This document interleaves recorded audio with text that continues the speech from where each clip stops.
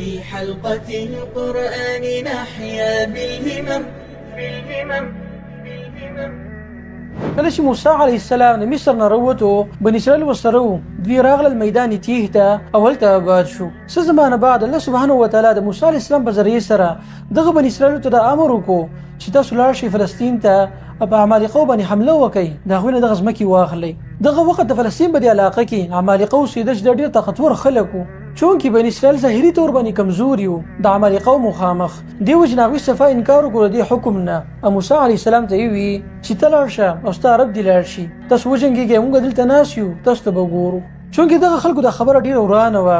دې وجې نه الله سبحانه وتعالی دغه بني اسرائیلو باندې یو عذاب راوستو، د ذلت عذاب. موسی علیه السلام ته وحی وشوه چې دا بني اسرائیل به په دې میدان تیه کې ګرځي، حیران او پریشانه به او دا ځمکه به په دوی باندې حرامه د فلسطین ده. دوی به په دغه میدان تیه کې د ذلت او رسوایي والا زندګي تېروي. بیا هم دغه شانتې وشوه. د دې حکم نه لږه زمانه بعد موسی علیه السلام او هارون علیه السلام دواړه وفات شو او بني اسرائیل بغیر د پیغمبر د ملګرتیا نه په دغه میدان تیه کې حیران او پریشانه ګرځېدل، تر دې چې 40 کاله پوره شو. دغه بني اسرائیل هغه ماشومان ځوانان شو کوم چې د مصر نه راغلي وو او په دغه ځوانانو کې د جهاد او د جنګ جذبه پرته وه. نو په دغه ټایم کې یوشع بن نون علیه السلام کوم چې د موسی علیه السلام یو قسم شاګرد شمارلی کېږي، وایي دې ته الله سبحانه وتعالی وحی وکړه، نبوت یې ورکړو او بیا ورته امر وکړو چې بني اسرائیل ځان سره کړه، فلسطین ته لاړ شه او په عمالقو باندې حمله وکړه. نو دغه پیغمبر هم دغه شانتي وکړه. بني اسرائیل ټول تیار شول د جنګ دپاره، دوی ورغلل او د عمالقو سره وجنګېدل. په دغه جنګ کې عمالقو ته شکست میلاو شو او د فلسطین دا ټول علاقه بلکې د شام د اکثرې علاقې د بني اسرائیلو لاسته راغلي. دغه یوشع علیه السلام ولګېدو، دا ټولې علاقې د بني اسرائیلو په مابین کې تقسیم کړي.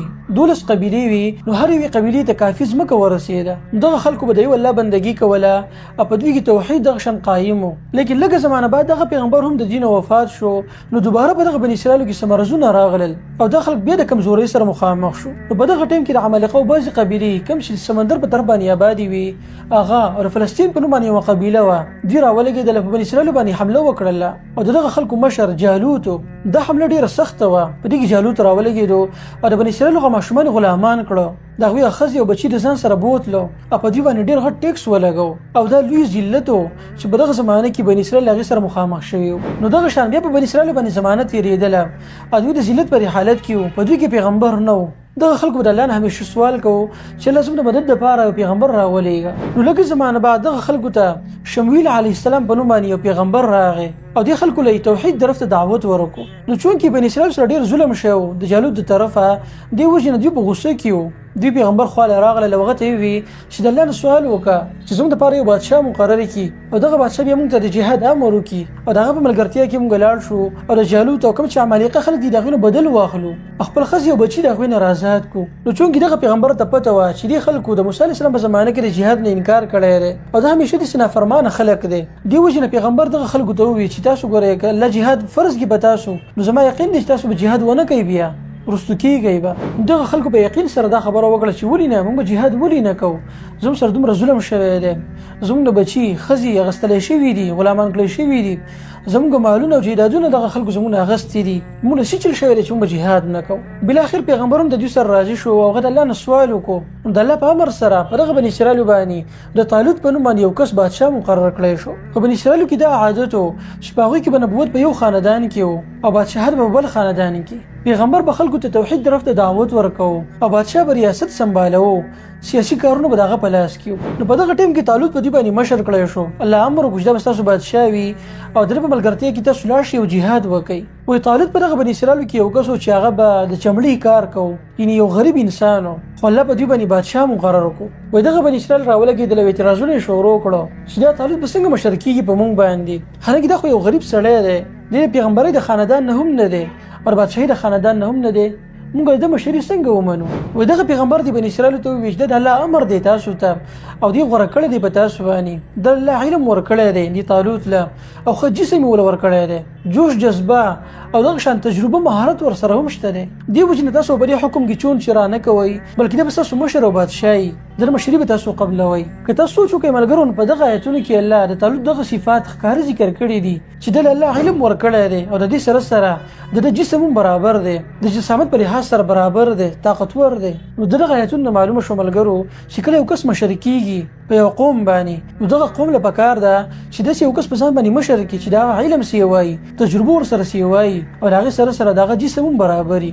یعنې د لیډرشپ دپاره دا دوه صفات لازمي دي چې په انسان کې موجود وي. او که تاسو تحقیق وکړئ ملګرو، نو زموږ چې کوم خلفای راشدین دي په هغوی کې دا صفات ډېر په اعلی مرتبه کې موجود وو. د کوم خلکو نه چې الله د دین ډېر غټ کار اخیستی دی د جهاد په میدان کې، نو تاسو سوچ وکړئ چې دغه خلکو کې به خامخا دغه صفات موجود دي کوم چې په دې آیتونو کې ذکر شوي دي. خلاصه د خبرې دا ده ملګرو چې دغه طالوت بني اسرائیل ځان سره راجمع کړو، دی بادشاه شو، بیا دوی ته امر وکړو چې موږ به ځو په عمالقو باندې به حمله کوو. بلکې دې پیغمبر بني اسرائیل ته دا تسلي ورکړه او دی ورته وویل چې دې طالوت د بادشاهۍ هغه نښه به دا وي چې د په مشرۍ سره به تاسو ته هغه تابوت سکینه را واپس کیږي. تابوت سکینه دا یو صندوق و چې په دې کې بدن د تبرکات پراته وو، د موسی علیه السلام او هارون علیه السلام د سباقیات وو چې د هغوی همسه پکې پرته وه، دا شان د هغوی پټکې پیزار دا پکې پراته وو. او د پیغمبرانو په باقیاتو کې الله سبحانه وتعالی برکت اچولی دی، دا خبره اتفاقي ده. لیکن کله چې جالوت حمله کړې وه په بني اسرائیلو باندې، نو هغه دغه تابوت سکینه د ځان سره وړی و. دې وجې نه د دغه پیغمبر پیشونګي پوره شوله، او ویل کېږي چې د ملایکو په ذریعې سره دغه صندوق راوړی شو او د طالوت د کور مخې ته کېښودلی شو.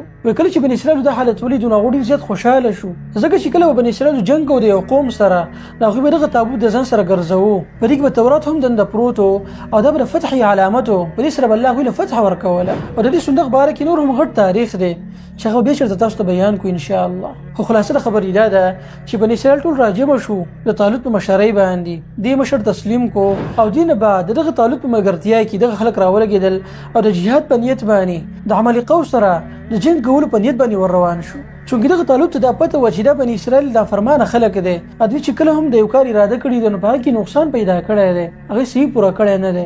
دې وجې نه دغه طالوت دې خلکو ته وویل چې الله په تاسو باندې امتحان راولي، او هغه داسې چې زموږ مخې ته به یو نهر راځي، نو تاسو ګورئ د هغې نه به څکاک نه کوئ، د هغې نه به ځان مړوئ نه.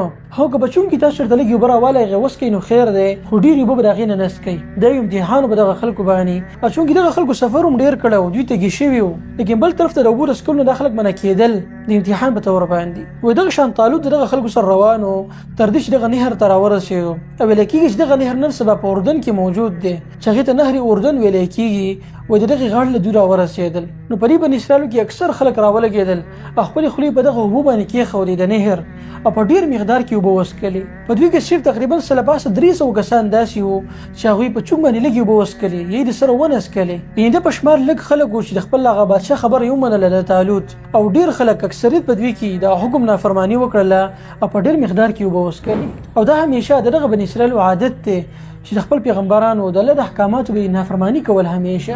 ویل کېږي وایي کله چې دوی خلکو په ډېر مقدار کې اوبه وڅکلې، د دوی هغه خېټې وپړسېدې، او د دې نه اخوا بیا دوی انکار وکړو چې موږ تللی نه شو او جنګ کولو ته موږ نه شو تیارېدی د جالوت سره، ځکه چې هغه زموږ نه زیات طاقتور خلک دي، او اوس به واپس خپل ځای ته لاړ شو او بیا به چېرته راشو د جهاد دپاره. نو په دغه خلکو کې اکثریت داسې و چې په دغه امتحان کې ناکامه شو او د دغه ځای نه راواپس شو. طالوت او د ملګرو ډېر نصیحتونه وکړه دغه خلکو ته چې موږ ډېر داسې خلک لیدلی دی چې هغه په خپل ډلې کې وو لږ خلک معمولي شاني، لیکن په غټو غټو لښکرو باندې دغه لږ خلک الله غالبه کړی دی. دغه شان بار بار دعوت وکړی شو دغه خلکو ته، لیکن د دغه دعوت باوجود اکثریت په دغه بني اسرائیلو کې داسې و چې هغوی انکار وکړو د جهاد کولو نه او د دغه ځای نه واپس شو.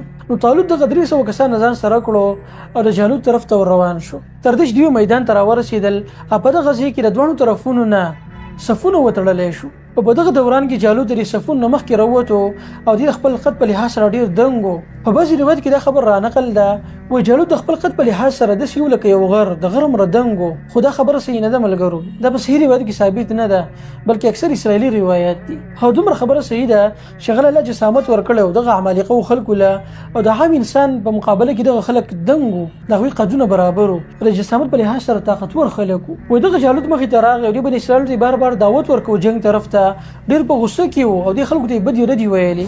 بل طرف ته د طالوت په لښکر کې یو ځوان و چې هغه ته داود ویلی کېږي، او وروسته بیا هغه الله پیغمبري ورکړله کوم د چې مونږ داود علیه السلام وایو. وایي دې د مقابلې دپاره بهر ته ووتو، وایي د ده سره یو کمر په لاس کې و او په هغې باندې دغه جالوت په نشانه وګرځو، په هغه باندې د دغه کاڼي په ذریعې سره ګزار وکړو او دغه کاڼی سیده لاړ او د جالوت په تندي باندې ولګېدو. نو هغه جالوت کوم چې د قد او جسامت په لحاظ سره ډېر طاقتور و، هغه په ځمکه باندې راپرېوتو او د عمالقو هغه حوصلې وغورځېدلې. بغیر د جنګ نه دغه عمالقو دا میدان پرېښودو او د دغه ځینه وتښتېدل. بني اسرائیل په دغه علاقو باندې قابض شو، د عمالقو نه خپل هغه بچي او ښځې واپس واغستلې او دغه خلکو خلکو ته عظیمه فتح الله سبحانه وتعالی ورکړل.